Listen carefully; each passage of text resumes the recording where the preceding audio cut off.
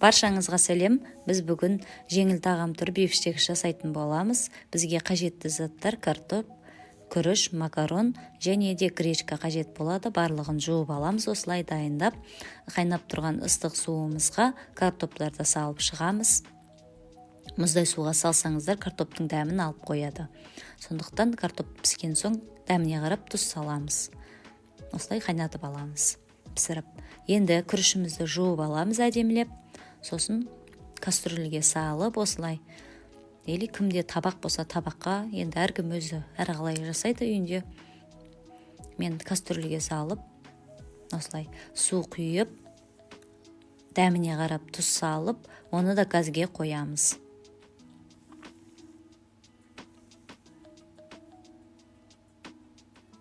Енді гречкамызды дәл солай жуып аламыз, су құямыз. Дәміне қарап тұз салып, оны да пісіріп аламыз. Енді макаронымызды алып, су құйып, оны да дәміне қарап, осылай су құйып, дәміне қарай әдемілеп пісіріп аламыз. Бізге гарнирімізге пияз, подливкасын жасаймыз, пияз, сарымсақ және де сәбіз қажет болады. Осылай майдалап турап, сарымсағымызды да турап, сәбізімізді теркадан өткіземіз. Енді сковородкамызды ыстық қылып, үстіне май құйып, кішкене қызып тұрған майға пиязымызды саламыз. Жақсылап осылай қуырып аламыз. Үстінен сосын сарымсағымызды саламыз.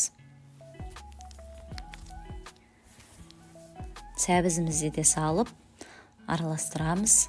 Кішкене қыздырып аламыз. Сосын үйдегі бар приправа, сондай дәмдеуіш заттарды салсаңыздар өте дәмді болып шығады. Мен өзім кішкене пияз, тұз салдым, және де бұрыш салдым, приправа салдым. Үйдегі көк укроп соны салып, азырақ қуырып, сосын су құйып, демдеп қоямыз. Жасап көрсеңіздер болады, өте дәмді болып шығады. Жеңіл тағам түрі диетический дейді ғой, орысша айтқанда. Жасап көріңіздер. Айтпақшы, маған тіркелмегендеріңіз болса, тіркеліп, лайк басып, және де қоңырауды баса кетіңіздер. Сау сәлеметте болыңыздар. Рахмет көргендеріңізге.